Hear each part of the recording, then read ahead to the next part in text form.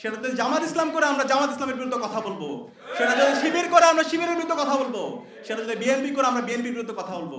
এই বাংলাদেশপন্থী মানুষদের মধ্যে বিভাজন তৈরি করার জন্য এই কালচারাল ফেসিস্ট শক্তি আবার নতুনভাবে ষড়যন্ত্র এবং চক্রান্ত করছে।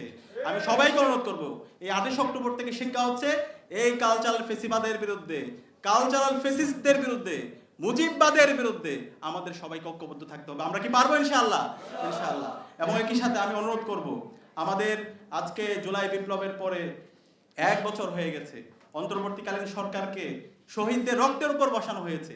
যে প্রত্যাশা, যে আকাঙ্ক্ষা নিয়ে আমরা বসেছি, যেভাবে বিপ্লবকে ধারণ করার দরকার ছিল, আমরা তার ব্যর্থ হয়ে দেখতে পাচ্ছি।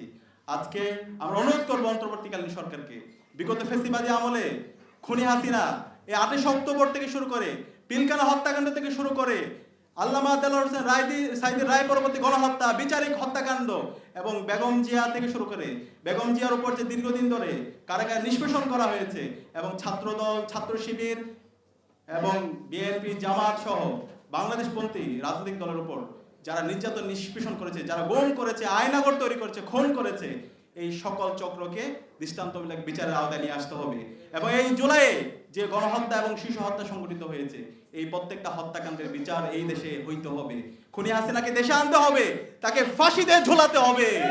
এবং অন্তর্বর্তীকালীন সরকারকে বলতে চাই এবং আন্তর্জাতিক অপরাধ ট্রাইব্যুনালকে বলতে চাই, আপনারা সাহস নিয়ে বিচার করেন। ছাত্র জনতা আপনাদের সাথে আছে।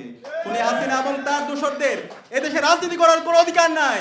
খুনি হাসিনার নিষিদ্ধ ঘোষিত আওয়ামী লীগ, নিষিদ্ধ ঘোষিত ছাত্রলীগ, নিষিদ্ধ ঘোষিত যুবলীগ এবং তার দোসরদের বাংলাদেশে রাজনীতি করার কোনো অধিকার নাই। এরা হলো সন্ত্রাসী দল। এরা লাশতন্ত্র কায়েম করার মাধ্যমে বাংলাদেশের আমাদের স্বাধীনতার সার্বভৌমত্বকে, অখণ্ডতাকে তারা নষ্ট করার চেষ্টা করেছিল। আমাদের এই দেশকে ভারতের সাবলেট কলোনি বানিয়েছিল। ভারতের প্রেসক্রিপশনে আমাদের দেশের রাজনীতি, অর্থনীতি থেকে শুরু করে আমাদের এই শিক্ষা ব্যবস্থাকে তারা ধ্বংস করেছে। সুতরাং এই দেশে আর মুজিববাদীদের, খুনি হাসিনার রাজনীতি করার কোনো অধিকার নাই। আমি জাতীয় নেতৃবৃন্দকে অনুরোধ করব, আমাদের ঐতিহাসিক একটি সুযোগ এসেছে, এই সুযোগকে আমাদেরকে কাজে লাগাতে হবে। আমরা সবাই এই জুলাই বিপ্লবের যে আকাঙ্ক্ষা, শহীদদের যে আকাঙ্ক্ষা, সেটাকে ধারণ করে আমাদেরকে ঐক্যবদ্ধভাবে রাজনীতি করতে হবে। আমাদের রাজনৈতিক ভিন্নতা থাকবে, আদর্শিক ভিন্নতা থাকবে, কিন্তু খুনি হাসিনার বিচার প্রশ্নে, বাংলাদেশ প্রশ্নে আমাদের সবাইকে ঐক্যবদ্ধ হইতে হবে।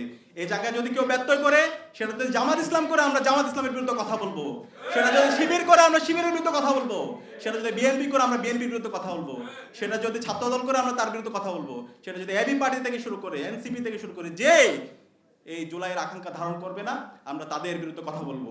আমরা অনুরোধ করব, আমাদের এই ঐতিহাসিক সুযোগে আমরা যেন সবাই ঐক্যবদ্ধভাবে বাংলাদেশ প্রশ্নে ঐক্যবদ্ধ হয়ে আমরা সবাই কাজ করি।